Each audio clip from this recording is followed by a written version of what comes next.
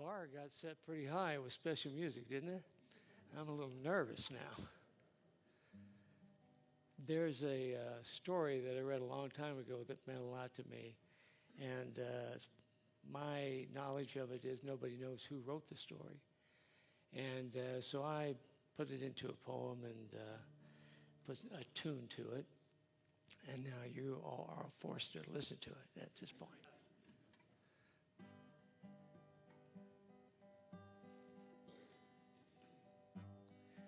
Oops, just a minute, sorry. All right, here we go. One night I had a dream. I was walking along the sea. And there in the salt air, my Lord, he walked with me. He showed me all my past, how he'd guided with his hand. And as I looked, I saw two sets of footprints in the sand.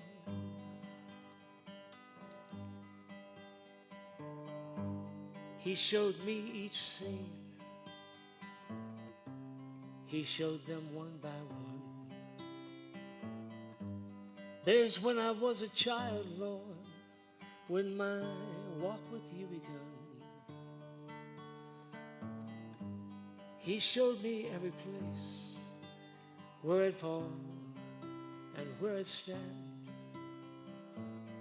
And all along the way I saw those footprints in sand.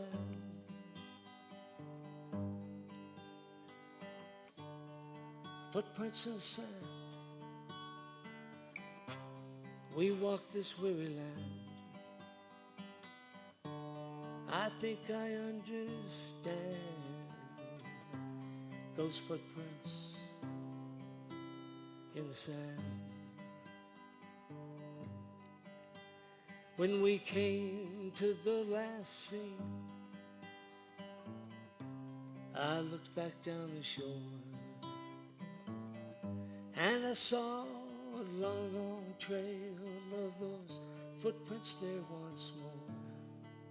But when discouraged, there was just one set. When happy, there was two. I turned to the Lord and I said to him, what happened along the way to you? So discouraged and so down, I thought you alone would care. But now I see the footprints, Lord. Weren't you even there? The trials and all the troubles, when temptations I was thrown, I think I'd done much better, Lord, if I hadn't been left alone.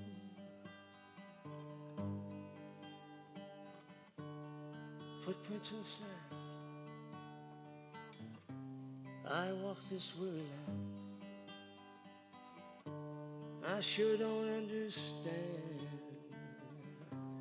those footprints in the sand. The Lord turned and looked at me. He said, I've always been with you, son.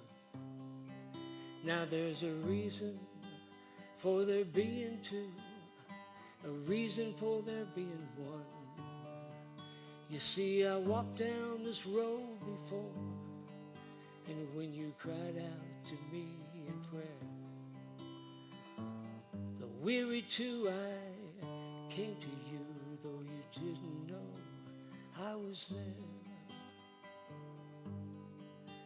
So discouraged and so down, 'cause you didn't know the way.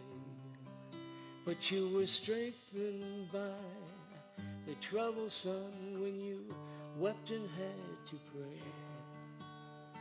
I saw all your trials and your loneliness, how you cried out to me to stand.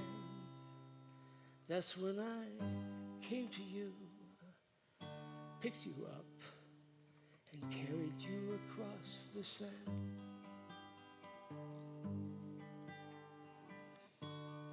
Footprints in the sand. You walk this weary land. Now I understand your footprints in the sand.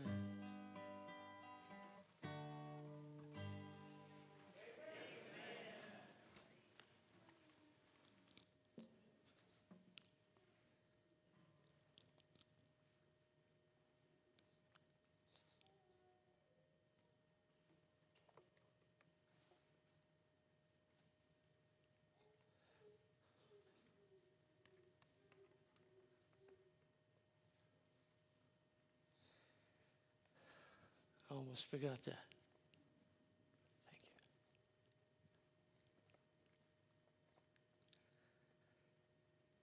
Thank you. A walk with Jesus.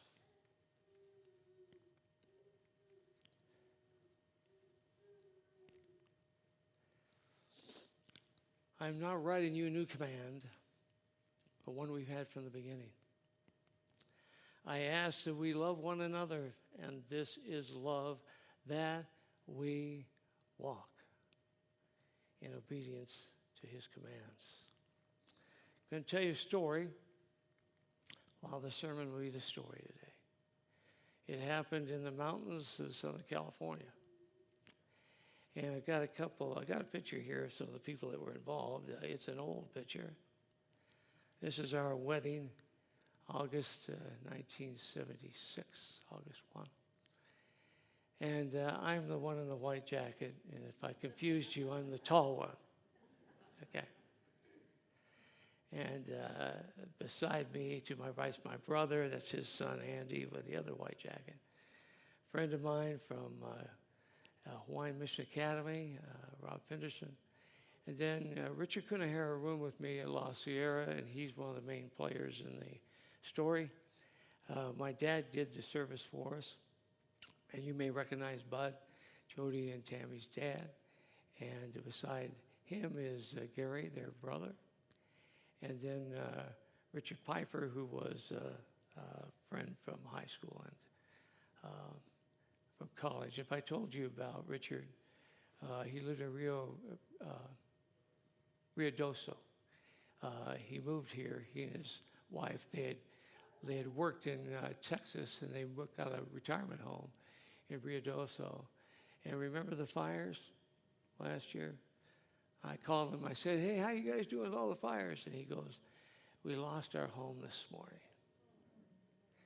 And now went, what? You know, here I was kind of calling, kind of jive him a little bit. But anyway, when we first got married, we lived in Southgate, which is just north of Long Beach. I worked at Linwood Academy as a business manager, and stunning 22 years old. And Jody's folks lived at Riverside, so on Friday, we would typically drive to their place on Friday evening, or Saturday we would go in the morning and spend the weekend. We'd go to church with them, and then Gary and I, we would go out and climb a mountain or whatever, find some place to hike on Sabbath. And a lot of times, we climbed up a mountain called Two Bits. It was right behind La Sierra. It was a stunning 1,440 feet high, and you could see smog from a different altitude. That's basically what you could see. Some days you couldn't see those mountains out there at all. And we did that hike several Sabbaths, and we got tired of it, and there were some mountains to the south. There were some hills that were a little taller, and we did that once. And then we looked east to San Jacinto. And San Jacinto is at Palm Springs.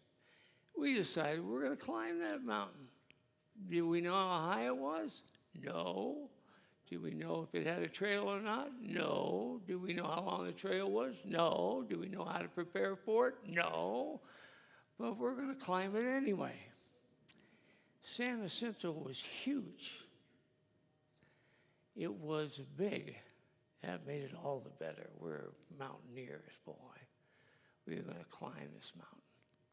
So we go out on Riverside Freeway, 71, and hit 10, San Bernardino Freeway, out past Hemet. Turn off on a little road to go up to Idlewild. Idlewild was 6,500 feet. We had not seen trees, a place where you could breathe the air and not see it. And it was just neat to be up there. And so we started looking, and we found a sign that told us where to go to get on the trail. So we got there, and we each had one canteen and a little bit of trail mix. We got out of the car, and good old California, we started down the trail, and there's a sign that said, "You must have a permit." So we go back to Idlewild, we get the ranger station, we get a permit. Do we get a map? No, we know where the trail is. We don't need a map. So we started back up the trail, and it was, first part of it was just flat, steep. And it just switched back and forth for about 1,200 feet. And it took us a long time to get up there. And from there, we went into, is this not working? Oh, there we, okay. We went into the woods, and it was just so neat to be in these tall pine trees. We're used to living in a city that is 95 miles by 110 miles. And we're just out in the country. This is just great. So we go about a half a mile, and the trail splits. And the sign this way, we can't read it. We don't know what it means, but this way it said top of the tram. Well, if you put a tram up a mountain, you put a tram to the top, right? So we went right. And we started going, we're at about 7,700 feet. And we started going up and down, up to about 8,000, back down. And after about an hour, we figure out that we've gone off the west side of the mountain, and we're over on the south side of the mountain, and all we're doing is going around the mountain. And so we decided we'd just keep going anyway. And you could see all over as you started to get up there. In fact, on a clear day, which doesn't happen very often, you can see Catalina, which is in the Pacific, and you can see the mountain just behind Las Vegas. So you can see all over the place, and it was really pretty. And after about 6 hours and 7 miles, we finally got to the tram. That's the bottom looking up. There's the trams. The carts, they rotate, which they didn't do back in those days. And there's a view from the top, and there's the little place you could go in and you could eat, an observatory. And we had run out of water. We'd run out of food. It's 3 o'clock in the afternoon on Sabbath afternoon, and we're both starving to death. And they had a place to eat, and we got enough money between the two of us that we could buy one pizza about this big. And it had pepperonis on it, and it wasn't beef. And we'd just buy it and take the little piggies and cast them off. And so they're oily messes. And I had my half, and I bit into it and didn't like it. Gary liked everything, so I gave it to Gary. And we ate. We called Bud and Gertie's house, collect call. We didn't have phones back in those days. Let him know we wouldn't be home till about 10:30. And then we started back. And we get caught in the dark. And no flashlights. And fortunately, there was a full moon. And so we could see and we could get back home. So a couple months later, more in the summer, I decided to take Jody up because it was so neat. I mean, living in the city and going up here was just great. So we made it up to the top of the switchbacks, and we had a picnic up there, and we had a real nice time. It was great. But I want to get to the top. So I get a hold of Gary again, and then I call my old roommate, Richard Kunahara, that you saw in the picture. And he wanted to go, and he got a friend named Ed and a guy named Mark Lidner, and then another person named Rick Penny. So we all met there at about 9:30 in the morning. We had our little permit, and we all started to go up the mountain again, up the switchbacks. And Rick Penny was a medical student, and about second or third year, he was about 6'2", 185, and just lean. And he just took off. And my roommate, Kunahara, was just a little energy bunny. And he could operate on about 3 hours of sleep a night. And he's right with this guy, and they just leave us. And switchbacks, they decided it's a great thing to take pine cones and hit those of us behind them. So we get in some pine cone fights, and then they disappear. So the slow group, we finally get up to the top, and we go into the woods, and we come to the split trail, and I know which way to go. We go right. And we go quite a ways, and pretty soon it's time to eat, and we eat, and after we eat, well, nobody wants to go on up to the top. But we get them all going again, and we go about a quarter mile, and there's a sign there that says Summit, 3 miles, and everybody quit, but me. So I gave Gary my keys so he could get home. They gave me a lot of water. They gave me trail mix. They gave me dried apricots. I was set. And so I took off. Now, a little embarrassed to tell you, at 22 years of age, I was still afraid of the dark. My mother had told me stories about how her brothers had played with Ouija boards, and they got attacked one night with something grabbing them, and that scared me to death. And my grandfather, on my mother's side, there was a little girl that lived down the street that he thought was just the nicest little girl, and she died. And he's in the garden one day and looks up, and here she comes. And he runs to her, and she said, "Don't you touch me," and goes poof. Those kind of stories scared me to death. And so I was afraid of the dark. I didn't want to be up there on a mountain that I didn't know. There's also wolves, there's bears, there's mountain lions, timber rattlers, all these things that city boys didn't know anything about. So I have to catch these people. So we're over 8,000 feet. We started at 200 feet that morning. And so I'm just flying as fast as I can go. Come around the corner, there's 2 rangers, and the first thing was, "Where's your permit?" And I said, "You see this tall guy, Oriental guy?" They go, "Oh, yeah, you're with that group." I said, yeah. He says, "All right, you have a nice day." And so I start to go, and he said, "One more thing, slow down." I go, "Got it." And so I slowed down, clear until the next corner. And then I took off again. And we're working our way up close to 9,000 feet. And I come up to a trail, and it's coming from the tram, and everything now is going up the hill. And there's about 40 Boy Scouts in front of me, and they're walking this fast.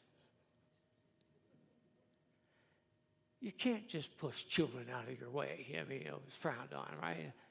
And so I'm walking behind them, and I start to feel better. I become very nauseous, and I'm getting sick. And their counselors make them quit walking and take a break, so I cut through them. And there's one big switchback that's huge, and it cuts back like this, and there's rocks, and that's got to be the top. And so I am just hauling, going as fast as I can. We're getting close to 10,000 feet. And I make the first switchback and head up, and here comes Rick Penny down. "Hey, how you doing? Hey, where's everybody else?" Oh, you know, that whole thing. I go, "Where's Kunahara?" And he goes, "He's up in those rocks." I said, "All right, good. We'll see you." And I head, and I'm going like mad because I want to get to the top. Go into those rocks, and there's Kunahara still there. We do the same thing. "Hey, how you doing?" All that stuff. And I said, "How far is it?" He said, "About 200 yards. And so I said, "Would you please wait for me?" And he goes, "Yeah." And I'm going, "Good." And so I head toward the top. That's a little path there. I want you to notice the growth that's going along that path. You'll see that in a little bit.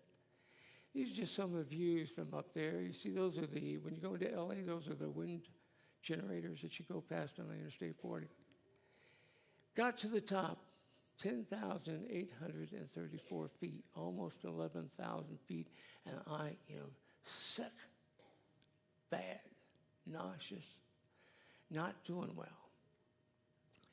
And I climbed up that right there to get on the top where that guy was. And I must have looked awful, or else I look awful all the time. I'm not sure which it is. But there were two guys that were sitting, I thought, a little too close to each other on a rock. And one of them walked up to me with a big bottle, and this is the days of AIDS. And he offers me water. And I don't go, you're in a relationship? But I just drink his water. I was out of water. And I drank lots of it. And I came back down and started back into the rocks. And going down, the nauseous stuff all quit. And I go, this is great. Whew, good. And catch up with Richard. He's still in there. And we start going down this mountain. And we start cutting trails because we're on the south side now. On the east side. It's just shadow. The sun is starting to set on the other side. And it's cold. It looks like we're going to get caught in the dark again. And so we're cutting trail. Pretty soon we cut a trail, and Rick Penny is up above us. And he goes, hey, what are you guys doing? So we wait for him. Now we're all cutting trail. And we come around the corner, and there's a bridge we had not crossed going up. We're on the trail going to the tram. And Penny's got a map, and he gets it out, and it's 3.5 miles to the tram and 7 miles out, but it's downhill. Or it's 1 mile up and 6 miles out. Well, I'm not going to the tram. We've already done it. Gary and I did that. You go 3 miles down there and then 7 again, and Penny wants to go that way, and neither one of us are yielding. So we make another mistake, we split. And Penny starts running down the trail. He says, I'll see you at the bottom. And Richard and I start back up. And as soon as we start back up, that nauseous stuff hits me hard. And it is, by the way, cold, very cold. And I got Kunihara in front of me, and he's walking, full of energy, the energy bunny, and I could just see this thing, and I'm just getting, sicker and sicker. And it takes us forever to get up that mile. And when we get there, we're over 9,000 feet. And all of the trail mix and dried apricots, and it just left me rudely. And I start throwing up. And Richard now knows, Kunihara knows, we got problems. I get done. He goes, how you doing? I said, I feel pretty good. I think I'll be all right. And so we start down the trail. And he's in front doing that up and down thing. And I make it about 80 feet. And I'm throwing up again. And I get done, and we start some more, and another 70, 80 feet, and I'm throwing up, and now there's nothing to throw up. You know what that's like, right? And it's cold. Did I tell you at the top of the mountain at 3 o'clock in the sunshine, it was 22 degrees. I had blue jeans, T-shirt, and a fake leather jacket on. And I'm starting to vibrate when I'm throwing up, and I'm trying not to do that. Kunihara is beside me about this time, and my teeth are banging together so hard, he hears it. And he said, are you cold? And I said, I'm freezing. And I'll never forget this. He took off his down jacket and traded for my fake leather one. Sinful nature traded for divine nature. Do I need to explain that further? It was warm for a little while. And I asked Richard if he'd stay behind me so I wouldn't watch him bounce around. I felt bad about that, and he did. And it's starting to look like this.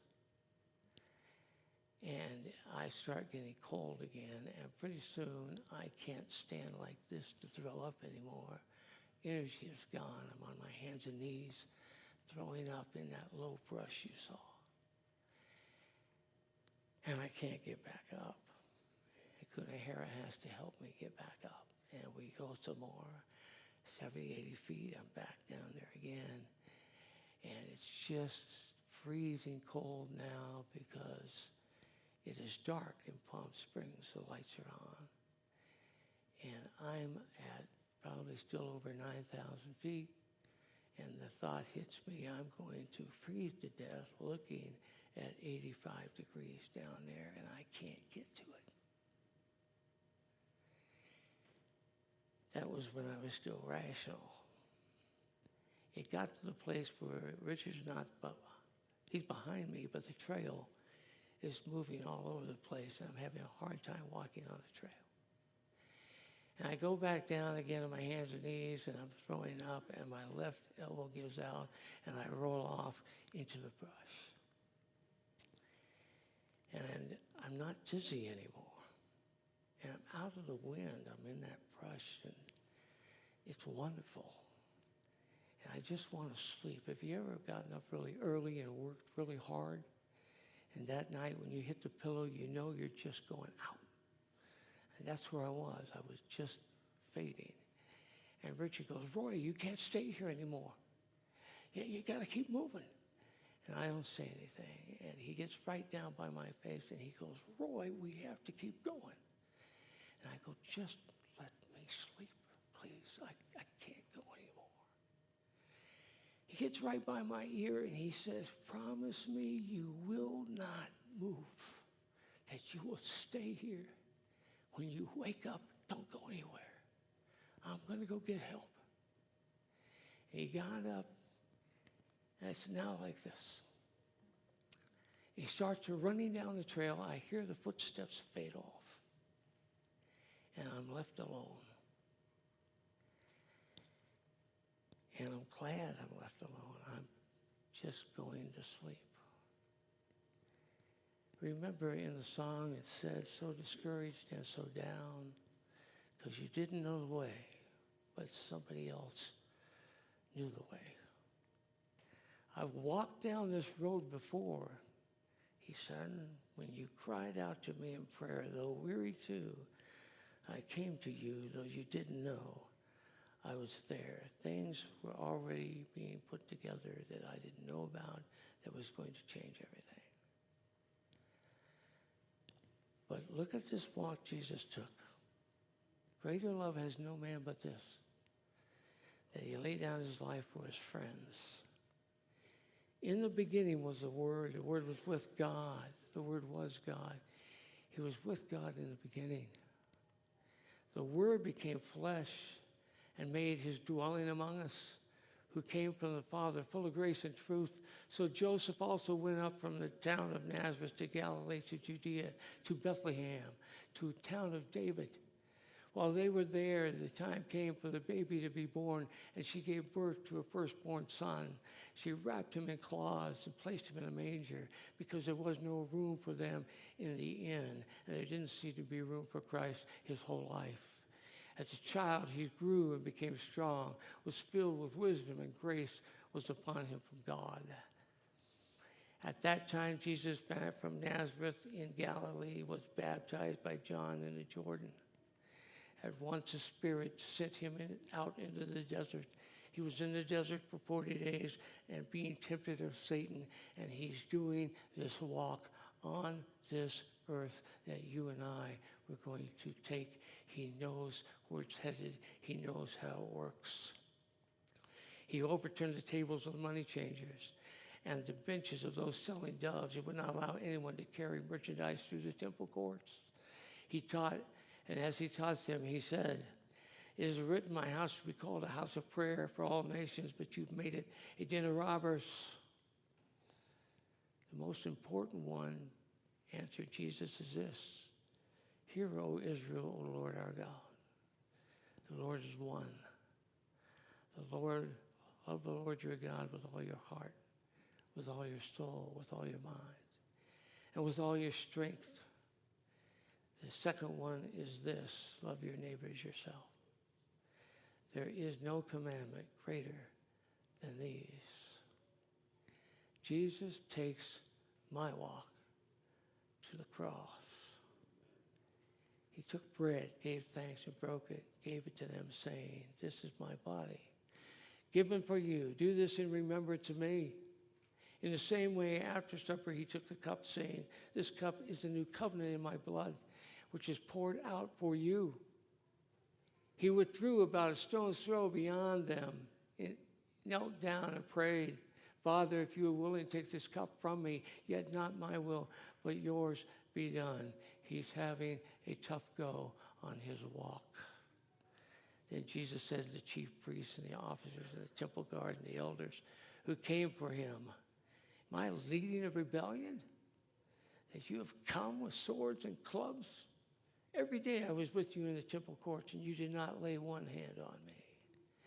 But this is your hour, the hour when darkness reigns." At daybreak, the council of the elders of the people, both the chief priests and teachers of the law, met together. They all asked, "Are you then the Son of God?" He replied, "You are right in saying I am." So Pilate asked Jesus, "Are you the King of the Jews?" "Yes, it is as you say," Jesus replied. When Herod saw Jesus, he was greatly pleased. He plied him with many questions, but Jesus gave him no answer. I'm sure he was getting worn out, and I knew what worn out was about. When Jesus said this, one of the officials nearby struck him in the face. "Is this the way you answer the high priest?"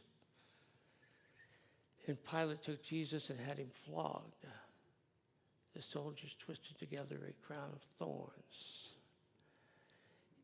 and placed it on his head. His walk is getting really, really tough. They clothed him in a purple robe and went to him again and again, saying, "Hail, King of the Jews!" Then men who were guarding him began to mock him, beating him. They blindfolded him and they demanded, "Prophesy, who hit you?" And they said many other insulting things to him. "Here is your king," Pilate said to the Jews. But they shouted, take him away, crucify him." "Shall I crucify your king?" Pilate asked. "We have no king but Caesar," the chief priest answered. Finally, Pilate handed him over to them to crucify him. When they came to the place called the Skull, there they crucified him along with the criminals, one on the right side and one on his left. Jesus said, "Father, forgive them, for they do not know what they're doing." Jesus walked to prepare a place for you and me. While they were wondering about this, suddenly two men clothed in gleaming like lightning stood beside them. In their fright, the women bowed down with their faces to the ground. But the men said to them, "Why do you look for the living among the dead? He's not here, he's arisen." So when they met together, they asked him, "Lord, are you at this time going to restore the kingdom of Israel?" He said to them, "It is not for you to know the times or dates the Father has set by his own authority. But you will receive power when the Holy Spirit comes on you. And you will be my witnesses in Jerusalem and Judea and Samaria, to the ends of the earth." After he said this, he was taken up before their eyes, and a cloud hid them from his sight. I am about to go unconscious.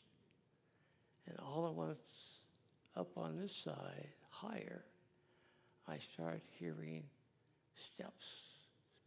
Somebody's running. I sure hope the LA Slayer doesn't live up here. He's not going to see me anyway. He's running. He's going to run right past me. The footsteps run down and they stop right where I am. And I hear this person go, "Kunahara!" And down below I hear, "Hey, where's Roy? He's up by you. He's sick. He's laying in the bushes." This is a medical student. He starts immediately, "Roy, Roy, where are you, Roy? And he trips over my feet. I don't want to get up. But he's going to get me up. 6'1" or 2, 185 pounds, wiry. He goes, you can't stay here. We're going. And he grabs my left hand and braces his foot on, and boom, I am up, kind of.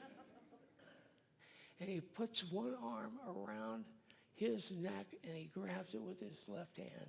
His arm comes around underneath here, and I'm sorry, I don't know you very well, Rick. This is too close. And then he does this, and I am off the ground. Do two walk together unless they agree to do so? Not that night. And he begins to move. And if you thought Richard Kunihara made me sick when he was walking like this, how do you suppose this is doing? And about 70 feet, I go, I gotta throw up, and I'm back down on my hands and knees again. Dry heaves. When I get done, there's none of this, are you ready? How do you feel? He just grabs me back up. And we're going again, another 100 feet. I'm back down, and I'm throwing up again. And this time I hear some noise, a loud noise. I don't know what it is. Can they hear this? Well, I don't know what this is. And Penny's got me back up again, and we're moving. And the trail drops off pretty good on this side, and it narrows. And I'm tripping now over rocks and bushes and stuff. And there's a bank on this side. And then I figure out what's happening is we have wind that is howling. We're coming off the east side to the south side. We come around the corner, and we go into 45, 50 mile an hour ice cold wind that is going through that down jacket. I don't know what Richard's doing. Kunihara, what's he doing with my fake leather jacket on? And so I have to throw up again. And now there's no place to go. I just lean up against the bank, hang onto a rock, and start heaving, and both of them are right there. You're doing good, Roy. You're doing good. We're going to get you off here. Just keep going. Don't give up. And we did that for 3.5 miles and 2,500 feet, about every 100 feet. We finally got into the woods and out of the wind, and got low enough where I could actually walk on my own. And we came walking out to where all the switchbacks were. Came walking into the parking lot. There's just 2 cars. We're all kind of walking together, and then Penny's got to head off. And he goes, we'll see you guys. And I turned and I said, hey, thank you for getting me off there. And he goes, no problem. Take care of yourself. And he gets in the car. About 1.5 years later, I saw Richard Kunihara again. He was studying to become a dentist. He became a dentist in Redlands, where he grew up. And I never saw him after that. Rick Penny, I have never heard anything from since that night when he said, take care of yourself. And it's been over 50 years. Now, the interesting thing, I'm about done. What made Penny turn around? He's running, he said, down the trail. He'd gone about a mile and a half, ran into a ranger. What is a ranger doing up there anyway? It's in a particular place with particular timing, and the ranger convinces him it's better to go the other way. And so he starts running and walking fast and running, trying to catch us. Gets up on top there over 9,000 feet, he's running, and he comes up over a small hill, and there's a switchback, the only one for miles. And he sees Kunihara start to run out across that switchback. The moon is out, it's not covered by clouds, and he stops and goes, Kunihara, hey, where's Roy? Oh, he's about a half mile up the trail. He's about a quarter mile up the trail. Penny had 8.5 miles to go between where he was when he turned around and the car. When he stops, he is 3 feet from me. I had been left by Richard Kunihara. I'd been left alone for less than 30 seconds. That's not coincidence at all. Not at all. But those who hope in the Lord will renew their strength. They will soar on wings like eagles. They will run and not grow weary. They will walk and not be faint. In order to rescue us when we joined the rebellion, Jesus didn't just carry us. Greater love has no one but this. To get us home, he had to lay down his life for his friends.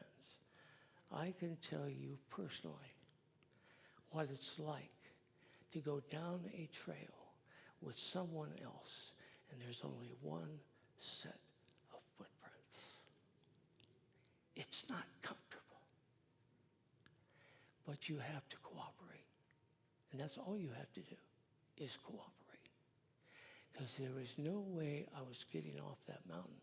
I couldn't do it. And those two guys, I had, the scripture says that those who are well don't need a physician, but those who are sick, I had one behind me who was almost a physician representing Jesus Christ. And Kunahara is the little energetic bunny representing the Holy Spirit who can change you. And those are the people that got me off that mountain. So I'm asking you to submit to Jesus. I'm asking you to let him carry you, even though it may not be comfortable. I'm asking you to let him change you and let him bring you home.